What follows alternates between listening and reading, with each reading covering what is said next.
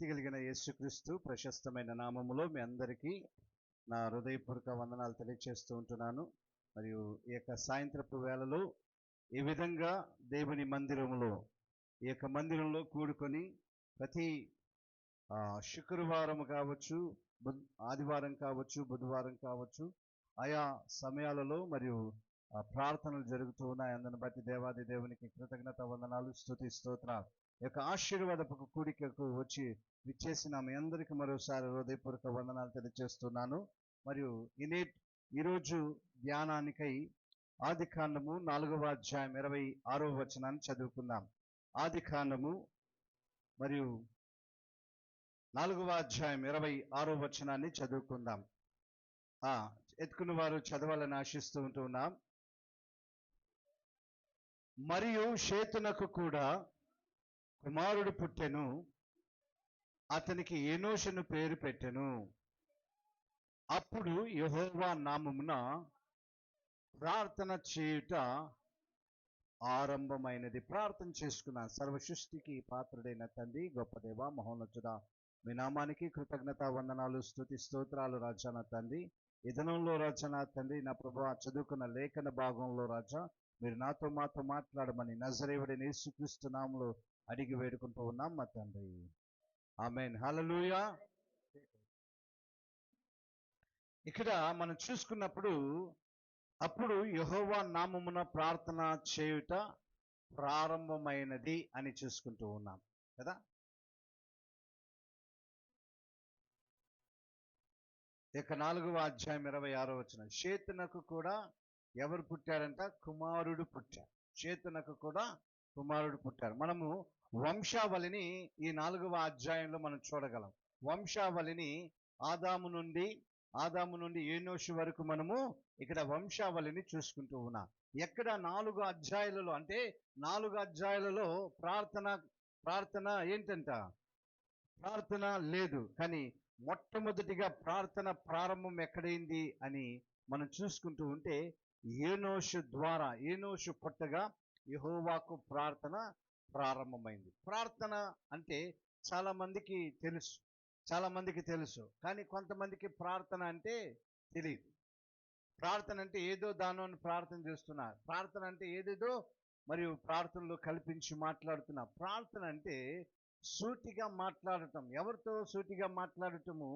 దేవునితో మాట్లాడటం. ఇక్కడ ఏనోషు పుట్టగా మొట్టమొదటిగా ప్రార్థన ఆరంభమైనట్లుగా చూస్తున్నాం. బైబిల్ గ్రంథంలో మొట్టమొదటి ప్రార్థన ఎక్కడ ప్రారంభమైంది అని మీరు అనుకుంటున్నారంటే, ఏనోషు గారు ఎప్పుడైతే పుట్టాడో, షేతుకు ఎప్పుడైతే ఏనోషు గారు పుట్టాడో అప్పుడు ఎవరంట? ప్రార్థన ప్రారంభమైంది. ఎవరికి? యెహోవా నామమున ప్రార్థన చేయుట ఆరంభమైనట్లుగా చూస్తున్నాం. దేవుని జనాంగమా, ప్రార్థన ఎట్లా చేయాలి? ఈ ప్రార్థననే మనము చూసుకుంటూ ఉంటే ప్రార్థన మంచిదా చెడుదా అండి? మంచిదే కదా. మంచిదా చెడుదా? ప్రార్థన అనేది మంచిది. ఎందుకు ప్రార్థన చేస్తే మనం ఏం పొందుకుంటాం? లాభాన్ని పొందుకుంటాం, రక్షణను పొందుకుంటాం, లబ్ధిని పొందుకుంటాం. అవునా కాదండి? ఈరోజు నాకు ఒక అనారోగ్య పరిస్థితి ఉంది. ఆ అనారోగ్య పరిస్థితిని బాగు చేయాలంటే దేవునికి ప్రార్థన చేయటం. దేవుడు పరలోకంలో నుండి మన ప్రార్థన విని మనకు ఆరోగ్యాన్ని దయచేస్తారు. ఇది లబ్ధి కాదా?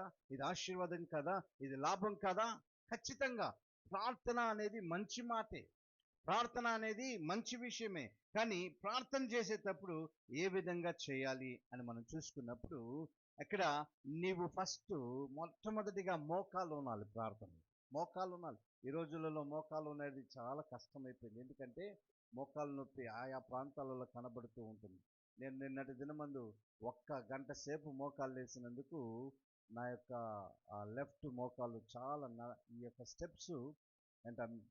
స్టెప్స్ కూడా నేను ఎక్కి రావటానికి చాలా ఇబ్బంది పడుతున్నాను. ఎందుకు చెప్తున్నానంటే కొంతమందికి. కానీ ప్రార్థన రకరకాలుగా చేసుకోవచ్చు. ప్రార్థన రకరకాలుగా నిలబడి ప్రార్థన చేయొచ్చు, మోకాలించి ప్రార్థన చేయొచ్చు, సాష్టాంగ నమస్కారం చేస్తూ ప్రార్థన చేస్తూ నడుస్తూ ప్రార్థన చేయొచ్చు. కొన్ని రకాల ప్రార్థనలు. కానీ ప్రార్థన దేవునికి మాత్రం చేయాలి. దేవుని బిడ్డలారా, ఈ లోకంలో యేసుక్రీస్తు ప్రభువారు ఉన్నప్పుడు మొట్టమొదటిగా ప్రార్థన నేర్పించారు.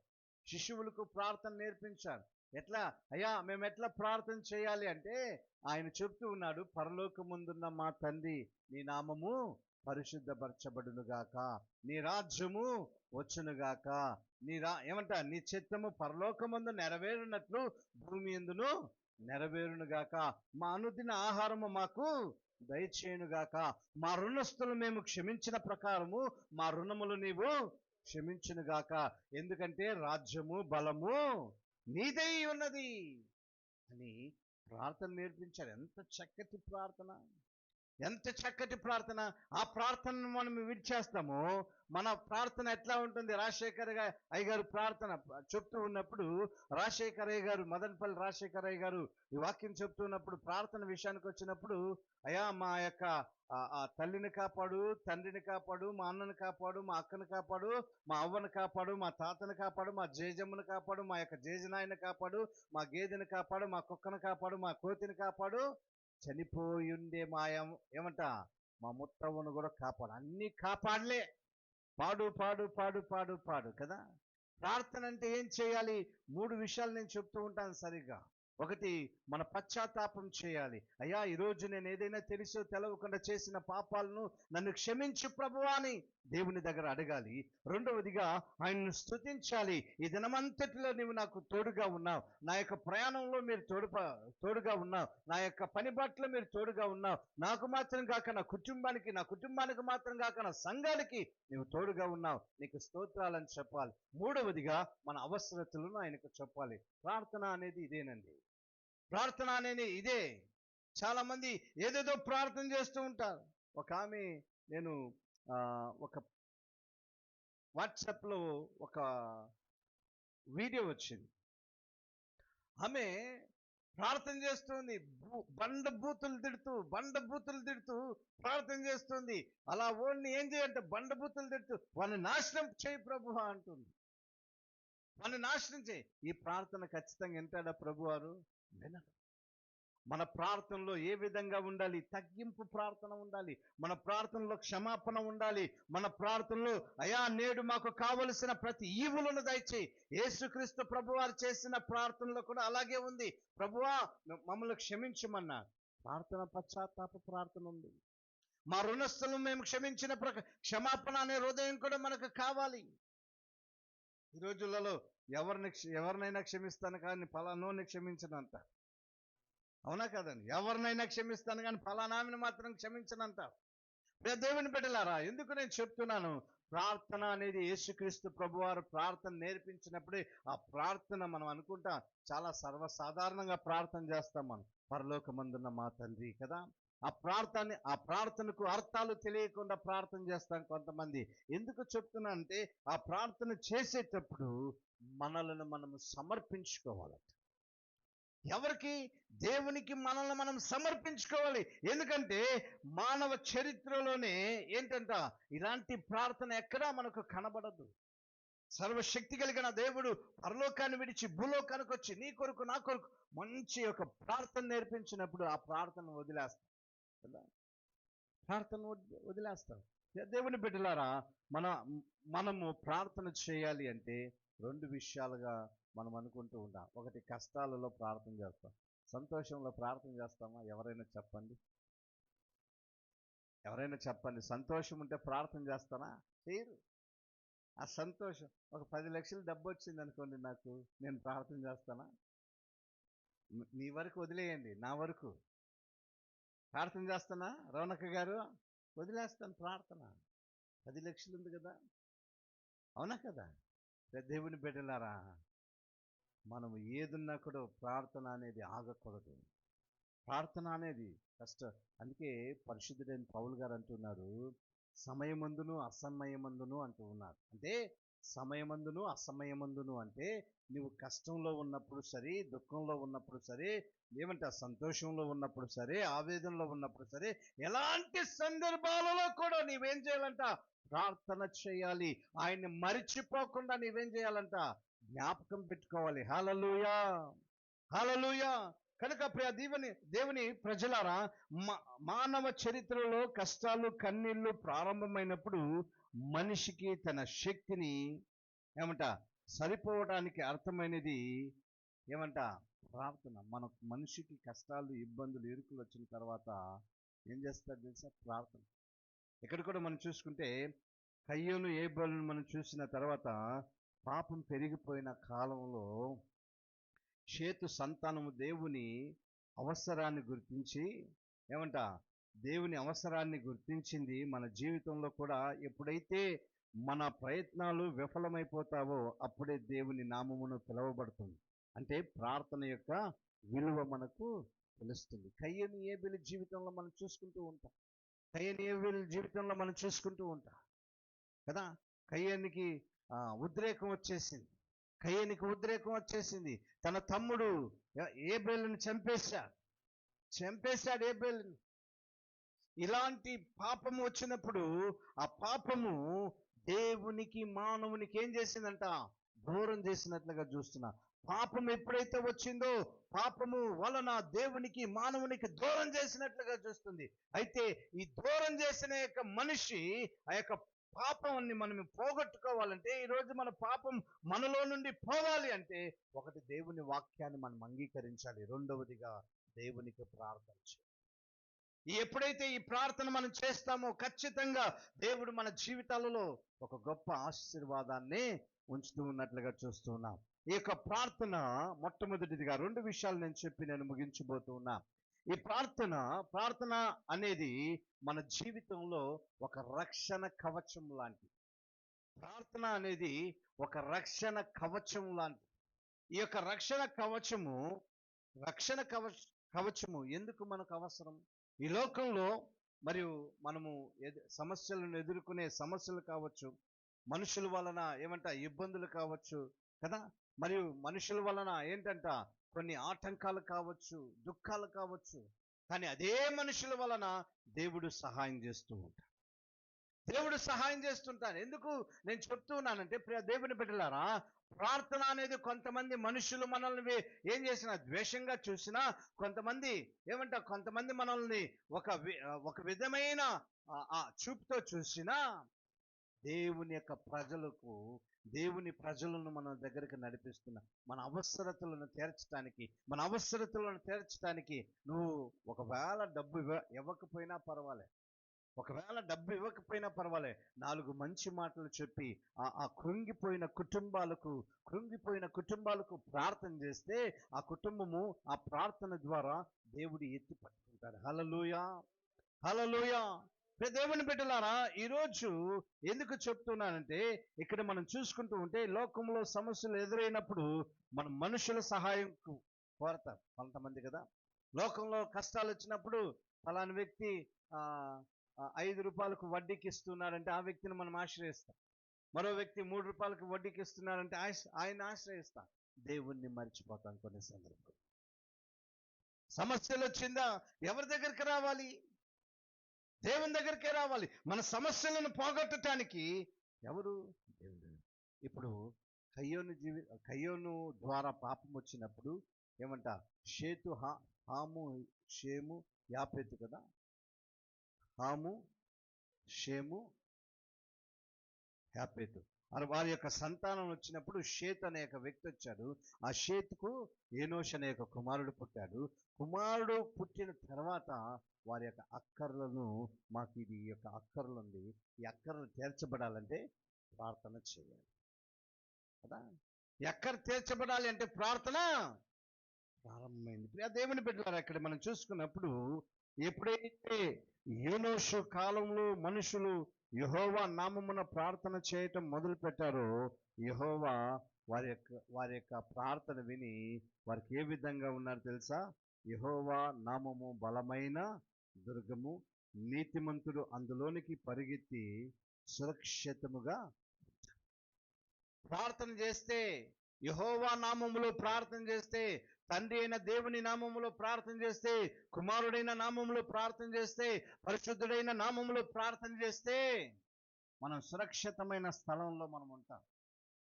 సామెతల గ్రంథంలో 18వ అధ్యాయం 10వ వచనంలో మనం చూసుకున్నప్పుడు, సామెతలు 18:10, ప్రావర్బ్స్ చాప్టర్ 18:10, అక్కడ మనం చూసుకుంటూ ఉన్నప్పుడు ఇక్కడ అంటూ ఉన్నాడు, నీవు ఏంటంట, యెహోవా నామము బలమైన దుర్గము, నీతిమంతుడు అందులోనికి పరిగెత్తి సురక్షితముగా ఉండును.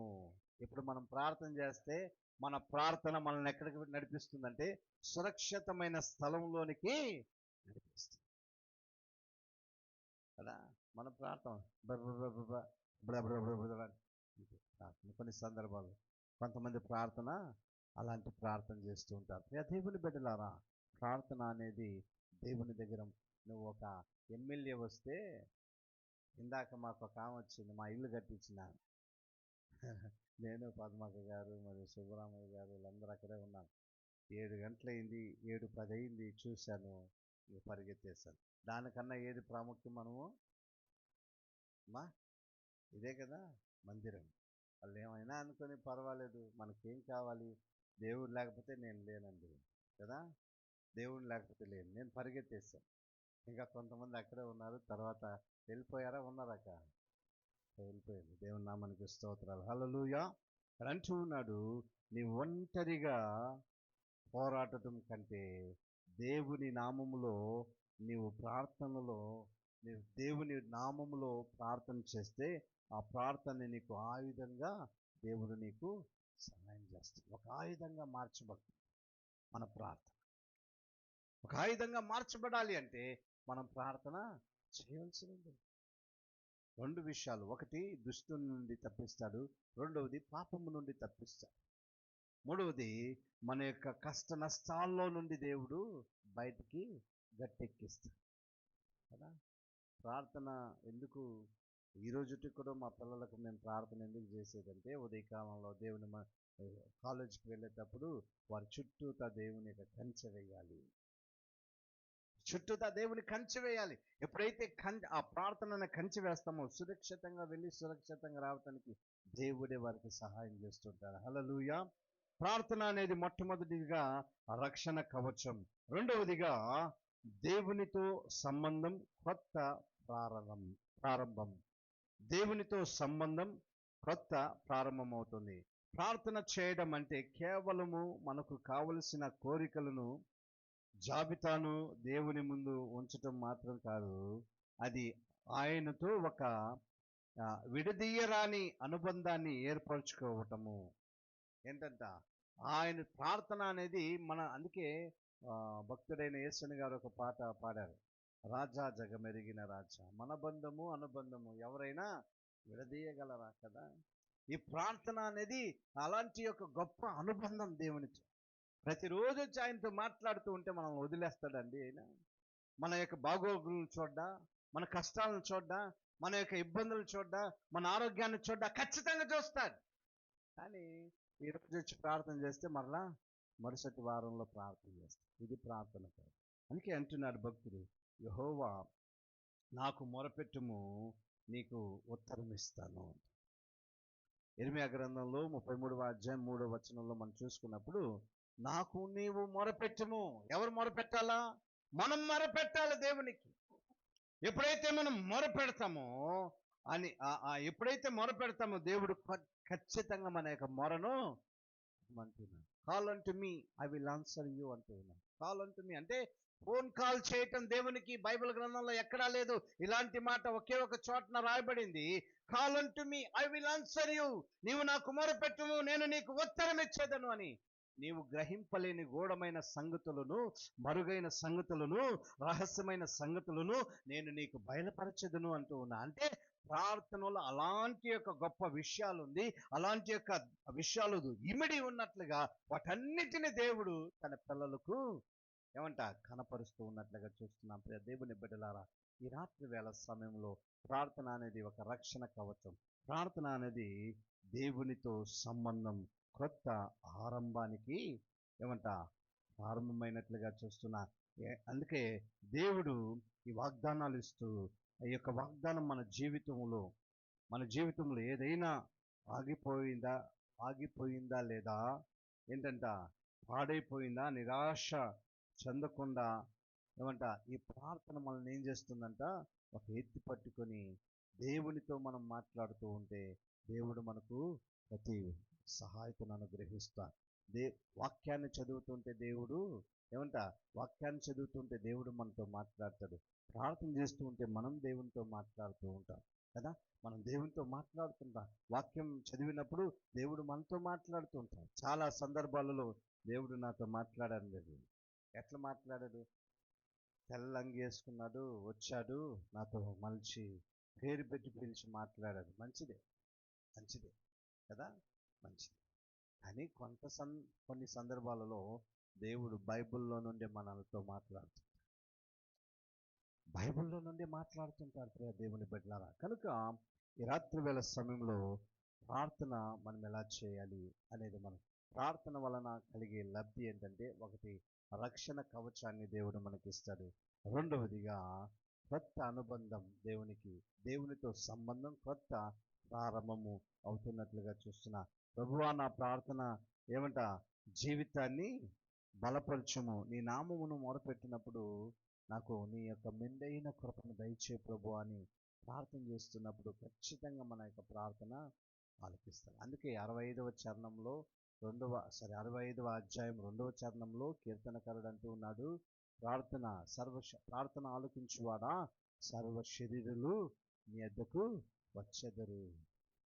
ఫిలిప్పులకు రాసిన పత్రికలో మనం చూసుకుంటూ ఉంటే ప్రతి మోకాళ్ళు వంగుతాయి, ప్రతి నాలుక దేవునిని గురించి స్మరణిస్తాయంట. యెషయా గ్రంథంలో కూడా ఆ మాటలు రాయబడింది. ప్రతి నాలుక ప్రతి మోకాళ్ళు దేవుని ఎదుట వంగబడునుగాక. ఎప్పుడైతే ఈ ప్రార్థన మనం చేస్తామో ఖచ్చితంగా మన దేవుడు ఊరుకోడు. ఏదో ఒక విషయంలో దేవుడు సహాయం చేస్తాడా లేదా కదా. ఈరోజు నిజంగా 40 రోజులు మనం ప్రార్థన చేశాం కదా. వృధా అయిపోయిందా 40 రోజులు ప్రార్థన? వృధా అవ్వలేదు. కొన్ని అద్భుతాలు మనము ఎదుటనే ఉన్నాయి మన అద్భుతాలు. ఇంకా చెప్తాను వచ్చే వారం దేవుని చిత్తం ఉంటే, ఎవరింట్లో ఎవరు అద్భుతాలు చేశారు, దేవుడు ఏం అద్భుతాలు చేశారని కూడా నేను చెప్తాను. ఎందుకు చెప్తున్నా అంటే, ప్రార్థన చేసిన యొక్క ప్రార్థన, ఒకవేళ మనిషి చనిపోతాడేమో, మనిషి లేకపోతాడేమో, ప్రార్థన మాత్రము అక్కడ బలమైన దుర్గంగా నాటపడుతుంది. దేవుని బిడ్డలారా, ఈ రాత్రి వేళ సమయంలో ప్రార్థన ఆలకించువాడు, మన ప్రార్థనలకు జవాబు దయచేసేవాడు. కానీ మన ప్రార్థన ఎట్లా ఉంది? మన ప్రార్థన ప్రారంభం ఎక్కడైంది? ప్రార్థన హేనోషు పుట్టగా ప్రార్థన ప్రారంభం కదా. హల్లెలూయా, హల్లెలూయా. హేనోషు పుట్టగా, చాలా మందికి ప్రార్థన ఎప్పుడు ప్రారంభమైంది ఎవరికి కదా. అని బైబిల్ వాక్యం ఉంటుంది, హేనోషు ఎప్పుడైతే పుట్టాడో అప్పుడే ప్రార్థన ప్రారంభమైనట్లుగా చూస్తున్నా. నా నేస్తమా, నీ ప్రార్థన జీవితం ఎలా ఉంది? మన ప్రార్థన జీవితం ఎలా ఉంది? కొన్నిసార్లు మన సమస్యల మీద దృష్టి పెట్టి ప్రార్థన చేయటము మర్చిపోతాం. కానీ ప్రార్థన లేని జీవితం రక్షణ లేని జీవితము, రక్షణ లేని ఇల్లు లాంటిది. నువ్వు ప్రార్థన చేయటం ఆరంభిస్తే నువ్వు చూడని అద్భుతాలు కానీ దేవుడు నీ జీవితంలో చేస్తాడు. ఈరోజే, ఈ క్షణమే నువ్వు హృదయాన్ని దేవునికి తెరిచి ప్రార్థన చేయటము మొదలు పెడతాం. ఎప్పుడైతే మనం మొదలు పెడతామో, నిజంగా నేను మరోసారి చెప్తున్నా, దేవుడు గొప్ప అద్భుత కార్యాలను దేవుడు చేయబోతున్నా. దేవుడు ఈ యొక్క మాటలను దేవుడు దీవించునుగాక. హల్లెలూయా, హల్లెలూయా, హల్లెలూయా. మంచిది.